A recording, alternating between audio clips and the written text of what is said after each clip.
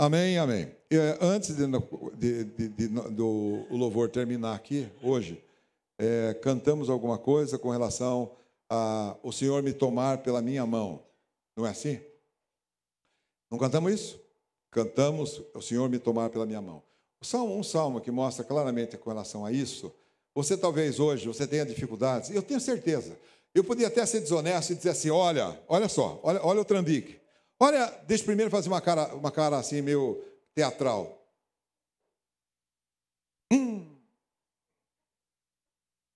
O Espírito está me revelando que tem gente com problema aqui.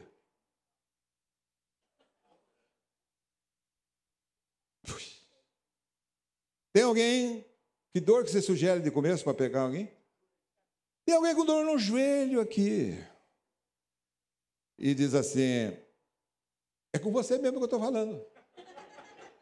Porque daí você não duvida. Porque na hora que eu falo assim, você fala, será que é comigo? Aí em cima eu já falo assim, é com você mesmo que eu estou falando. Aí falou, opa, o cara está falando comigo aqui mesmo. Aí eu e eles, nós sabemos das coisas. Não há trambique, não há nada disso, não. Mas escute só. Todas as dificuldades que nós temos, nós, em indo ao Senhor, nós recebemos provisão para enfrentarmos o problema. Ele não está dizendo absolutamente que você vai ter a solução do seu problema. Ele não está dizendo isso. Ele promete na sua palavra que ele vai te dar um conforto tamanho interior. Cantamos hoje segurança. Okay. Como é que é a música? Segurança. Vai de novo, vamos lá. 1, 2, 3, cante. Vamos. Segurança. Sou de Jesus. Desfruto da luz. Tá bom. É verdade. Escute só. Então, veja bem. Ele não promete solucionar o problema do jeito que você quer. Preste bem atenção. Ele promete a você que, pela fé nele, você vai ter uma noite de sono extraordinária. Ele vai te trazer uma convicção de que ele cuida de você. De que você não está sozinho. Não é assim? Isso eu posso passar por qualquer problema, qualquer dificuldade. Se eu sei que ele está me olhando e me segurando pela minha mão, eu digo para você o seguinte, eu passo pelo meio de um batalhão. Não é assim que a palavra fala? Salmo 73, ele dá uma indicação assim, eu vou ler um texto grande, e é uma parte, tenho tempo, estou cheio de tempo. É Salmo 73, todo mundo achou, diga amém. Muitas vezes, muitos irmãos, muitas vezes, porque vê a prosperidade dos ímpios, olha assim, não sei se você já se fez essa pergunta, você que é fiel a Deus, você é um homem que crê, um homem fiel a Deus, você fica preocupado porque você tem uma dificuldade tremenda financeira, e muitos que não estão nem aí, olha isso, muitos que não estão nem aí com o Senhor, vivem de uma maneira regalada. E aí você olha assim, puxa vida, eu que sou fiel, não recebo nada. Estou querendo arrumar minha vida, e quanto mais eu quero arrumar minha vida, parece que as coisas se complicam.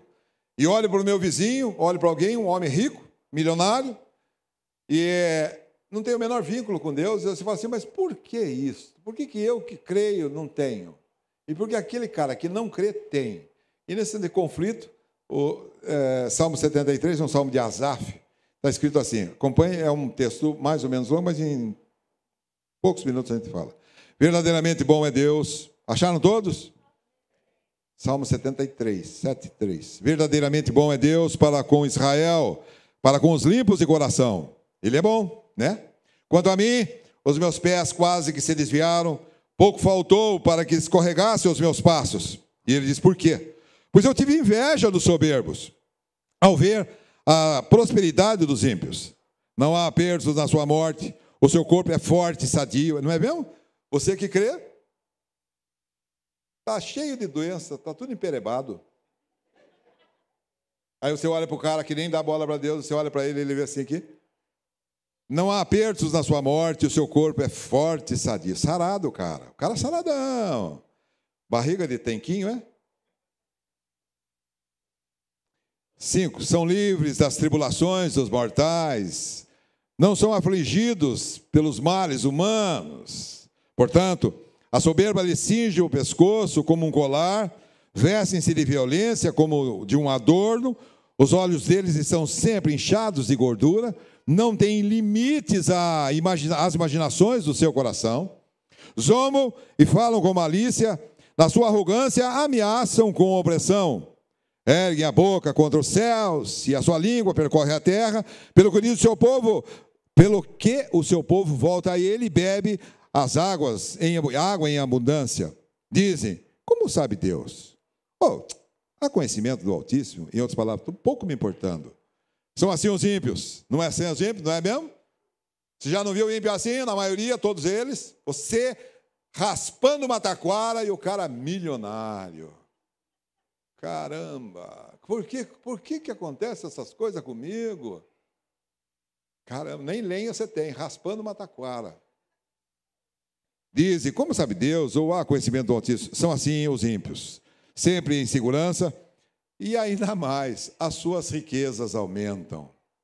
Na verdade, é aí aquele que crê, ele fica tão bambo, tão incrédulo, que ele fala assim, acho que estou perdendo meu tempo. E diz assim, na verdade, que em vão purifiquei o meu coração. Não valeu nada.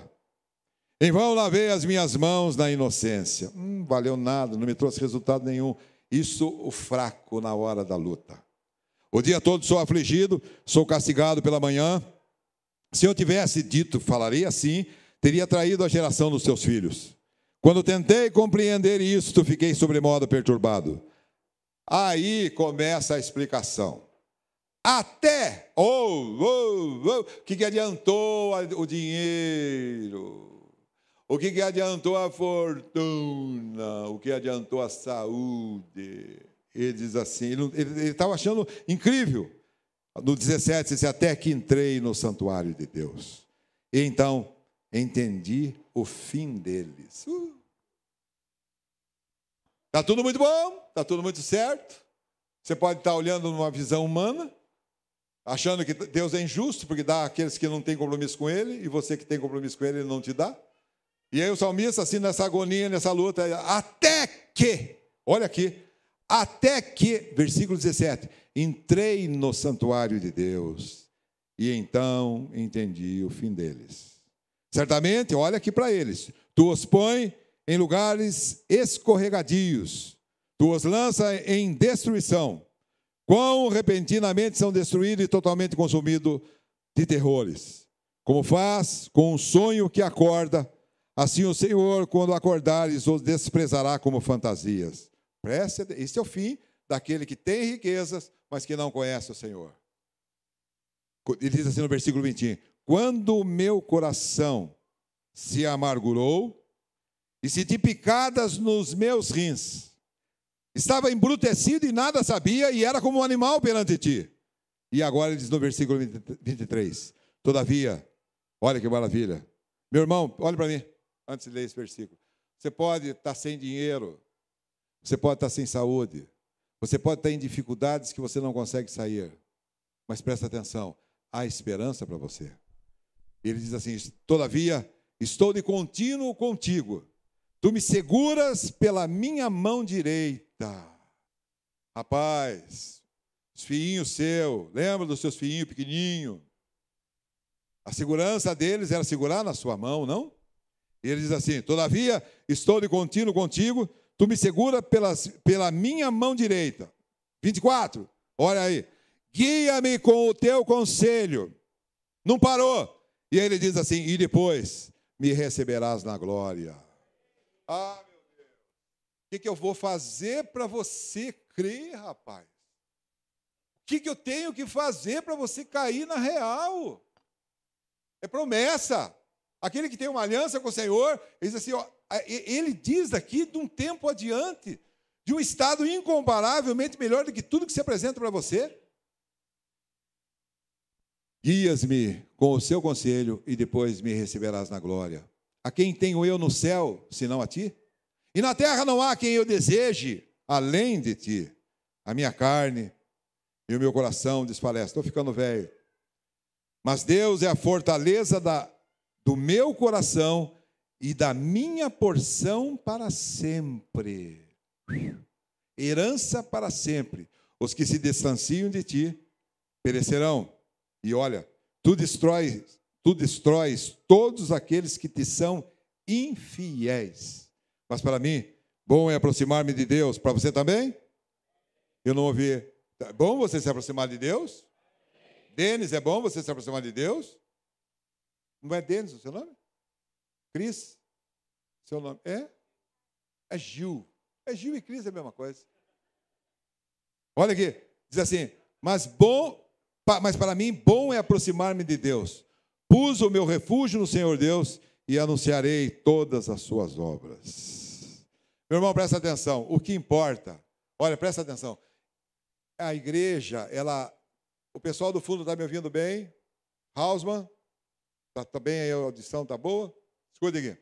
A igreja moderna, ela passou a ideia de campanhas de prosperidade, de que você volta-se para Deus e você vai ter toda a riqueza. Isso não é verdade. Isso não é verdade. Eu quero que você saiba disso. Olha bem. O problema, se você imagina que você vai ter saúde porque você se volta para Deus, esqueça. Se você imagina que você vai ter emprego porque você volta-se para Deus, esqueça. Se você está imaginando que você vai ter dinheiro quando se volta para Deus, esqueça. Pode até acontecer de ter saúde, dinheiro e emprego, mas não é essa a promessa.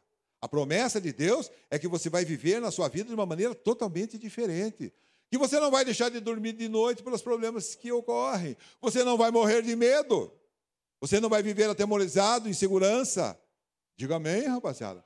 Olha, é verdade, os teus problemas você vai superá-los todos. No sentido, você pode até não ter a solução do teu problema, mas você vai ter um conforto interior de tal modo que está tudo muito bem. Diga amém, rapaziada. Isso é agora. A solução do teu problema não passa, não é que amanhã você vai ser resolvido. O seu problema resolve agora em você crendo. Essa que é a história. O que você precisa não é de recursos para esta vida. O que você precisa ter mesmo é você crer. O problema que você tem se resolve pela fé. Ouça isso, você pode até não ter a solução desse problema que você está imaginando. Não sei se você está me entendendo, mas eu vou dizer para você o seguinte, você vai ter um conforto. Deus faz com que a mulher estéril viva em família e seja alegre, mãe de filhos. Lembra que eu falei para vocês isso? Eu queria, nesse final, dessas 2 horas que eu vou falar agora, hoje é tudo, né, estou no horário antigo. Algumas coisas que são extraordinárias. Essa música, ela diz de 3 coisas que eu posso dizer que eu vivi na minha vida. Primeiro, perdido. Segundo, cego. O meu tempo passado é verdadeiramente como um náufrago. Quando você fala em náufrago, você lembra aquele filme lá do Wilson, né? O náufrago que ele falava, Wilson. Eu penso que a sua história é igual à minha. Mas a minha primeira experiência com Deus foi quando eu tinha 21 anos. E o Senhor chegou na minha vida, e Ele chegou na minha vida, Ele mudou totalmente. Os valores que eu tinha até então eram valores totalmente modificados e transformados, que Ele transformou durante toda a minha vida. Eu era um homem perdido, na acepção do termo, um homem perdido, e um homem devasso, e todas as coisas que não convinham, viu? Já falei isso para muitos de vocês, isso é um fato. E falar muito do meu passado não diz nada, é uma exumação de um cadáver que não traz nada de benefício para a sua vida. Mas o que vale e importa dizer é o poder que Deus tem de transformar as coisas. É por isso que eu digo que não há dificuldade que Deus não resolva. Eu não creio que um homossexual não possa ser transformado. Você diz assim também? Diga amém. Eu creio que as coisas que nós não conseguimos fazer por nós mesmos, por boa educação, por disciplina, na fé, no Senhor, nós resolvemos isso. É assim que nós cremos, que eu creio que você crê. Eu era um homem perdido. Eu viajei ao começo do ano, eu já falei isso, falei em Tremembé de manhã, um dia desse aí para trás. Eu dou graças a Deus porque os meus filhos, alguns filhos, eles vieram abraçar na fé assim de imediato. O Daniel ali, que deu você, Daniel ali. O Daniel foi um cara que, cabeça no lugar desde criança. Cara que veio, que chegou junto e tal e coisa. Uns deles não foram todos assim, não. E o Bruno foi uma pessoa que chegou também já pronto para a guerra. Bruno, Filipão, um cara meio estabilizado, um cara sempre nunca normal, assim, um cara malaco, cara. Não fala muito para não errar, tá certo ele. E os outros todos, né? O Marcos, o meu precoce. Marcos, fica de pé para todo mundo te olhar. Todo mundo aí. A Vivian, né? A Vivian, fica de pé aí para todo mundo te olhar. Ninguém quer mostrar nada, caramba. Mas todos eles, a Vivian, o André, o Daniel, o Felipe, o Lucas, o Bruno, o Marcos, todos eles têm uma história diferente. Educados da mesma maneira, mas cada um com uma história diferente. E aí você pode imaginar que o sucesso da sua filha está no meio, na educação que você prescreve. Não é verdade. Porque a mesma educação, ela é recebida de maneiras diferentes. E aí uns recebem de uma maneira mais precoce, outros retardam mais. O Lucas, o futuro pastor que vai ficar no meu lugar aqui, por favor, vocês amem ele, viu? A hora que eu sair de cena, vocês amem o velhinho. Velhinho, você vai ser velhinho? Não. Aí é um jovenzinho. Mais magro, com certeza, né? Vocês querem que ele emagreça? Diga amém. Amém. É eles que falaram, Lucas.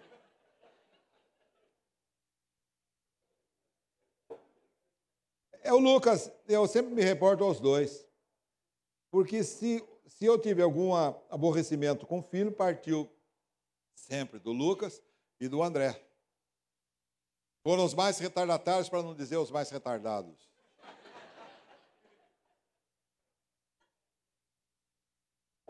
Eu estou falando aí de perdido, viu? Perdido. E aí, os dois, o André e eles, foram fazer um cruzeiro. Eu fico indignado como é que Deus me livrou. Porque eu podia ter pastado, sofrido que nem uma barbaridade. O que eu podia ter sofrido. Puxa vida, misericórdia. Foi misericórdia de Deus. Aí estão os dois no navio, o André, que é o mais velho, sábio, e estava o Lucas. E vai naquela roda de bebida, tal e coisa, todo mundo lá bebendo, feito uns cabritos velho. Um esperto diz assim para o Lucas: Lucas, te dou 10 mil para você pular do navio lá na água. Cara do céu. É inacreditável. É inacreditável. Agora que eu viajei no navio, eu falei, esse cara é louco. Eu quase fui lá e espanquei ele. O seu burro. Eu estou lá na beira. O navio, acho que anda numa coisa em torno de 40 km por hora, mais ou menos, não é isso?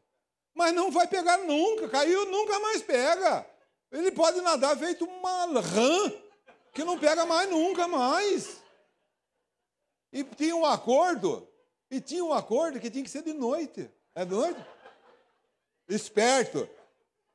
O André, o cara, eu fico abismado. E ele fomentando, ele está se escondendo atrás, fica uma vergonha, caramba. Ele alimentando, cara, eu duvido. Não, eu duvido. Cara, mas é de uma estupidez, cara. Ô, filho. Ele tinha que ser à noite, em movimento e sem colete. Eu nunca mais teria visto esse demente, cara. Agora, graças a Deus que isso não aconteceu. Foi uma questão de não aconteceu porque você amarelou ou porque você não foi acertado o valor?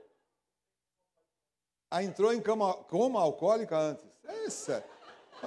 É por isso que eu digo a você, pai, você não desista, viu? Você não desista. O seu pastor dá o exemplo para você que a família dele é uma família de retardados, caramba. Aí o cara, em coma alcoólica? Não chegou a isso. Tá louco, viu? Pelo amor de Deus. Bom, aí é o seguinte, eu fiquei olhando, pensando assim lá. Eu fiquei olhando, quando eu estava viajando, você só via água do lado, não? É lá, água para tudo quanto é lado. E eu fiquei imaginando a figura do perdido, do náufrago. Imagine, você caiu do navio. E o Lucas lá olhando, estava brincando! Esperto. E quem paga a conta sou eu, porque quem ia sofrer feito um bode velho era eu. Perder um filho desse jeito, nunca mais ia ver o filho. Imagine ele. O navio foi... Olha, Lucas, que burro, cara. O navio foi embora. Você está vendo o navio lá longe. Só a luzinha, porque era de noite. Vai gritar para quem? Sem considerar que podia ter algum tubarão chegando junto, não? Você pensa que loucura? Eu digo sempre uma coisa, que a pior coisa, já repeti isso, você concorda comigo, a pior coisa nesse mundo aqui é perder um filho. Pior coisa, eu não vejo sofrimento, maior que isso. Perder um filho é um negócio brutal. Graças a Deus, porque não tive essa experiência, não gostaria muito de ter essa experiência, não gostaria nada de ter essa experiência. E até porque tenho desejo de ir embora mais cedo para não ver nenhum morto. Mas também, se acontecer de morrer, Deus vai consolar o meu coração e está tudo certo. Mas eu fico pensando assim, que o cara brincou de uma coisa seríssima. Ele negligenciou uma coisa seríssima. E imagino o perdido, o náufrago, ele no meio daquela água, longe, não vendo ninguém, o navio indo embora. A luzinha cada vez menor. Se ponha no lugar dele. Você se aguentando para não afundar. Apavorado do medo de você ser comido por algum bicho, algum tubarão. Para mim, essa é a expressão do perdido, do cego, porque naquela escuridão ele não ia ver nada. Nessa situação, eu digo assim, essa é a história da minha vida. Eu era um homem perdido, um homem cego e que se julgava sábio. Totalmente separado da vida que há em Cristo Jesus. Separado da comunidade de Israel, como diz a palavra. Nessa situação de perdido. Pior coisa do mundo. De clamar e não ser ouvido. De ser cego e não ver nada diante de mim. Foi quando o Senhor me tirou. Quando nós vamos ouvir, nessa situação o Senhor me resgatou. Imagine, eu me imagino lá. Eu não sabia da dificuldade que eu tinha me metido, mas eu estava na dificuldade. Não havia mais esperança nenhuma. Hoje, olhando o Eros do passado, eu olhando para ele, eu falei assim, não havia esperança nenhuma para ele. Porque fui educado numa tradição humana. Minha mãe é extremamente católica. E até que eu era um filho bem educado. Totalmente perdido e desconhecendo aquilo que Deus tinha, e o plano e o projeto de Deus para a minha vida. E se morresse naquelas circunstâncias, tudo aquilo que eu falei no começo da reunião, aquilo seria meu. Apartado totalmente de Deus. Era náufrago, era cego, era perdido. Essa era a situação que eu me encontrava. O que Deus fez foi me tirar de lá. Em Colossenses, capítulo 1, versículo 13, diz assim, de que Ele nos tirou do império das trevas. O cego, você concorda que ele não vê nada? Você é cego. Trevas, não? Se as luzes se apagarem aqui, de uma escuridão que você até apalpa, um exagero, uma definição de escuridão, você chega até a palpar a escuridão. Você não tem a menor acuidade, você não percebe, você não sabe nada. Qualquer pedrinha você tropeça. E o que Jesus fez foi me tirar do império das trevas, escuridão, cego, me tirar do, olha o que eu estou falando, ele me tirou do império das trevas, se é império das trevas, sou cego, e me transportou para o reino do seu filho, um reino de luz. Aqui era o que aqui? Ele me transportou para um reino de luz. Aqui, então, se estava em trevas, eu não... Dirce, você está bem, filha? Estou falando aqui, você está dormindo aí, caramba. Você quer um pouco de água na cabeça? Olha aqui. Se eu estava em trevas, eu não via. Se eu estou aqui no reino de luz, eu vejo. Eu não via, mas agora eu vejo. Essa é a história do Evangelho. A pregação do Evangelho é para que aquele que ainda não viu, ele veja, saia das trevas, venha para a luz e aí ele tenha entendimento. Deixa eu te falar uma coisa. A necessidade que todos nós temos de examinar a palavra. Porque é através do exame da palavra, da meditação na palavra, que as coisas, as lentes, as escamas que estavam fechando os meus olhos, cegando os meus olhos, elas vão caindo e eu começo a ter entendimento sobre as coisas. Entendimento, olha, presta atenção, você é novo, o entendimento que você tem de Deus e da sua palavra é 0 e gerente zero, você não sabe nada. Mas à medida que você vai andando nesse reino de luz, à medida que você vai andando, aquelas lentes que estavam deixando você cego, elas vão caindo, e você vai tendo uma visão totalmente modificada, e você vai tendo visão, diz a palavra, visão do invisível. Você vai percebendo as coisas. Essa semana, é a época do mês que eu gasto meu tempo mais com evangelhos. Essa semana, essa dezena, esses 10 dias do meio. Eu estava vendo, eu estava meditando a respeito do sacrifício, da tentação de Jesus. Meu Deus, o que tem de coisas atrás daquelas letras ali, que o Espírito vai te mostrando. Hoje nós cantamos aqui, até a Roseli falou assim, mas ele está falando de resgate. Qual é a música, como é a música do resgate que nós cantamos hoje? Ele nos resgatou? Não, como é que é? Não? O entendimento, volta aqui para cá. Entendimento. À medida que você caminha e você quer, e você se interessa pelas coisas de Deus, as lentes vão caindo. E você, de uma cegueira absoluta, você vai começando a ter uma visão progressiva daquilo que é invisível das coisas de Deus. Nesse sentido, você vai deixando a sua condição de perdido e vai passando para um outro estágio de conhecimento que te leva a um conforto. Presta atenção. Uma das coisas que aconteceu comigo, com relação à minha vida toda de conhecimento de Deus e da sua palavra, o medo que eu tinha se transformou em temor, que é o cântico que vocês vão ver no final, vocês vão ver que é isso. Olhe para mim, show, rapaziada, olhe para mim. Olha aqui. O medo que eu tinha, que medo que as pessoas normalmente têm? Morte. Você tem medo da morte? Genericamente, existe hoje aqui alguém que tem medo da morte? Você acha que todos não têm medo da morte? O Sandro, fica de pé e dá uma virada assim, olha para mim se você acha que tem gente? Não quer ficar de pé? Eu tenho para mim que você tem muitos aqui. Isso é um palpite. Não é que o Espírito está me revelando assim, né? Não é isso, não. Mas eu creio que uma grande porcentagem dos que estão aqui estão com medo. Tem medo, uma das coisas, medo da morte. Você não?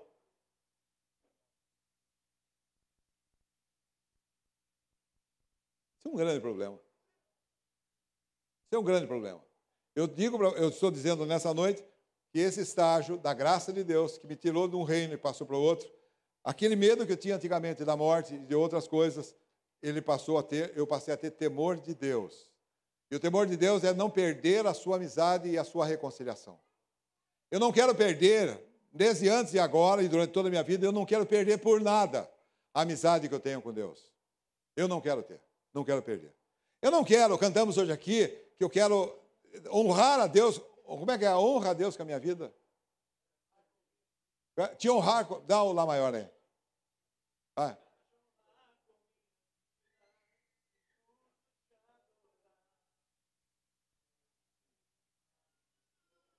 Eu tenho o desejo de, durante os meus dias finais de vida, eu tenho o desejo de honrar o Senhor com a minha vida. Você também? Olha só.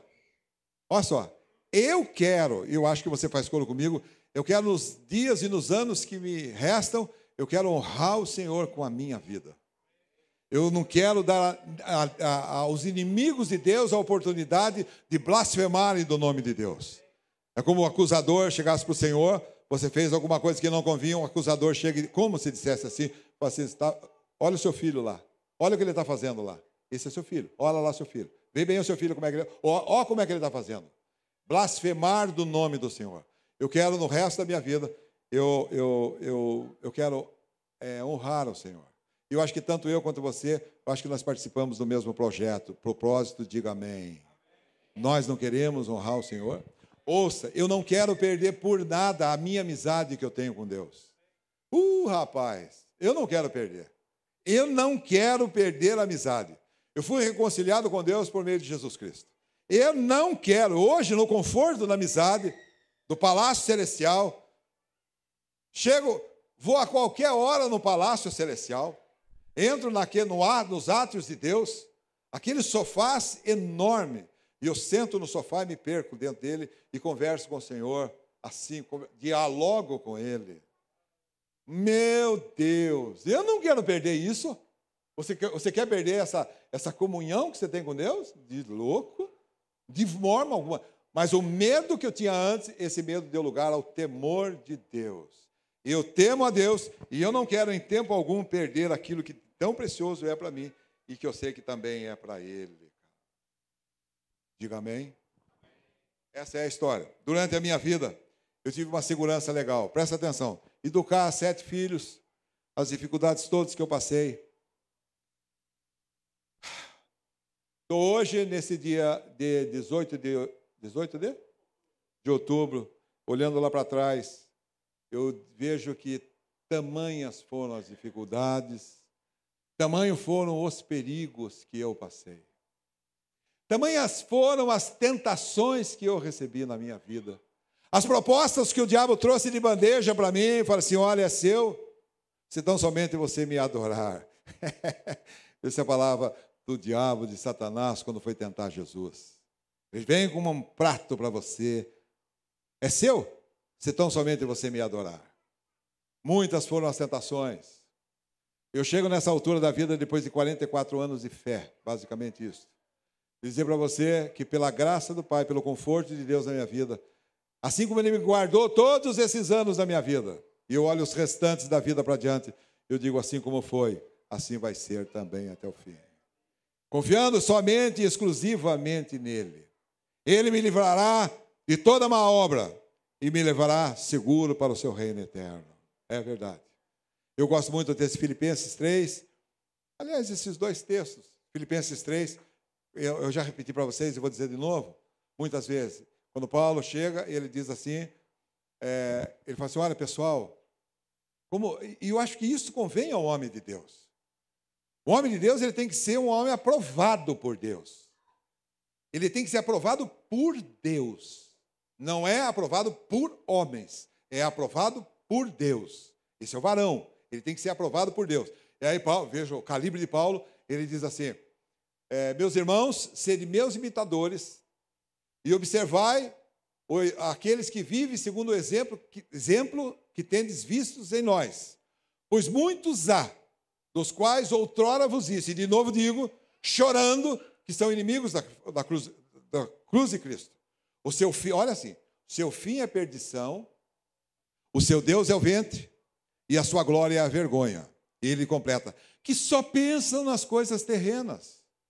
Aí Paulo fala assim, e a exortação da igreja, para mim, para todos nós, ele diz assim, mas a nossa pátria está nos céus, de onde aguardamos o Senhor e Salvador Jesus Cristo. Deixa eu falar uma coisa para você, um parênteses. Vai chegar o dia que ele vai vir em glória buscar o seu povo. Presta atenção. Creia você ou não, ele vai vir. Ele vai chegar. E você, se você já estiver morto, você vem com ele na comitiva dele, segundo a palavra de Tessalonicenses. Mas para os que ficarem vivos, todos vão ver a glória de Jesus voltando. Olha, isto é para mesmo esbofetear toda a sabedoria deste mundo. Diz assim, mas a nossa pátria está nos céus, de onde aguardamos o Senhor e Salvador Jesus Cristo, que transformará o nosso corpo de humilhação para ser conforme o seu glorioso poder, segundo a sua eficácia, que opera em mim poderosamente. Ele vai mudar aqueles que creem, ele vai transformar o nosso corpo de humilhação para ser conforme o seu corpo glorioso, segundo o seu eficaz poder de sujeitar a si todas as coisas. Isso é claro. E o texto de 2 Timóteo, quando Paulo estava preso, já uma das últimas coisas que ele escreveu, ele diz lá assim, o Senhor, isto é a palavra, assim, olha, presta atenção, assim como foi comigo durante esses anos todos para trás, que ele me livrou, eu afirmo assim, que ele vai me livrar para adiante. E Paulo diz lá em 2 Timóteo 4, ele diz assim, o Senhor, olha que palavra, o Senhor me livrará de toda má obra. O que eu falei? E me levará a salvo para o seu reino celestial.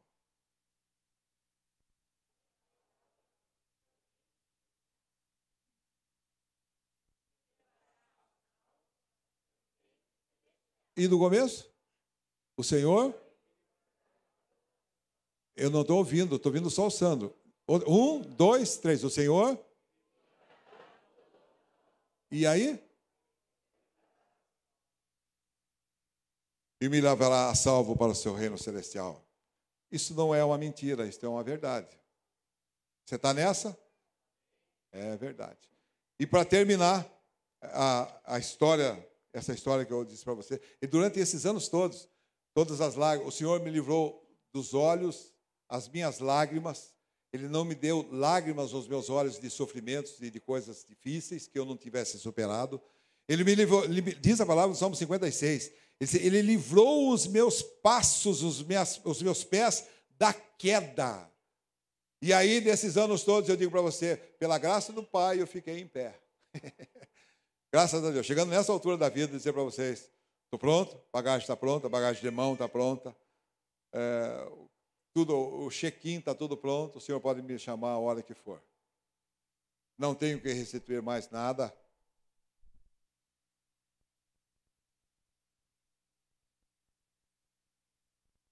A ninguém.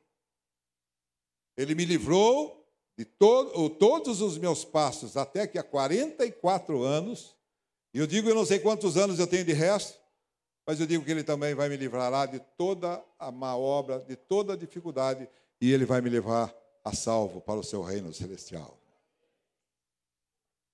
Isso é a graça, sem nenhum merecimento, sem nenhuma virtude minha, mas aprove a Deus, pela sua misericórdia, nos salvar, pela lavagem da regeneração e da renovação do Espírito Santo, que Ele derramou ricamente sobre nós, a fim de que, justificado por sua graça, fomos feitos seus herdeiros de vida eterna, cara.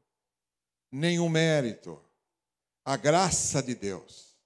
E eu fico pensando assim, eu me lembro quando eu tinha um pedreiro, isso mas há muitos anos, nos anos de 78, 79. O nome dele era Garvão. Garvão, ele aposentou com você, né? Estribo, ele vai falar de estribo, porque a ferragem é estribo, com B. Ele falava assim, vou armar uns estribos. Coitadinho dele, isso é vivo? Mas ele falava, eu pregava para ele, ele dizia assim para mim assim,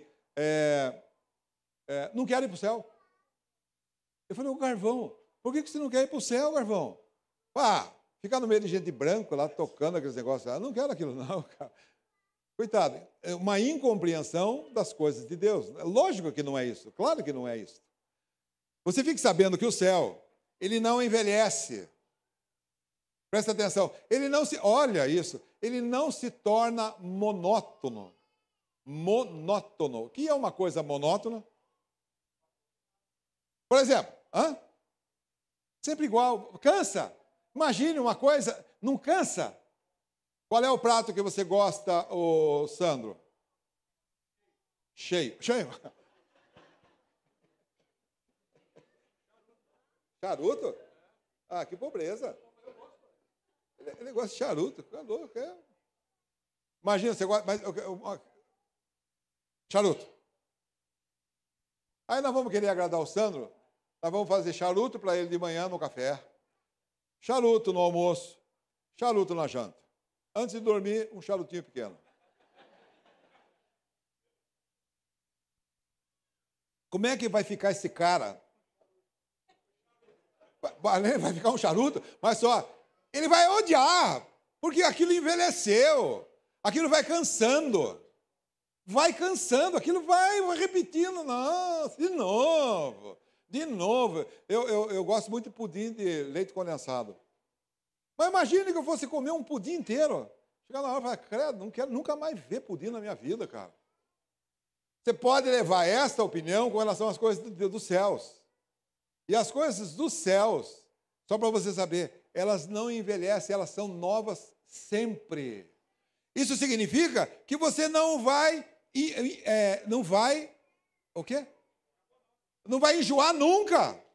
Não vai ser monótono nunca. É uma festa que olha com brilho que não vai se acabar, camarada. Isso tudo é de graça. E tudo isso foi possível pela graça de Deus. Favor imerecido. Não merecia nada. Zero, nada. Não é por nada. É pela fé, à medida que o Senhor me revelou pelo teu Espírito para nós.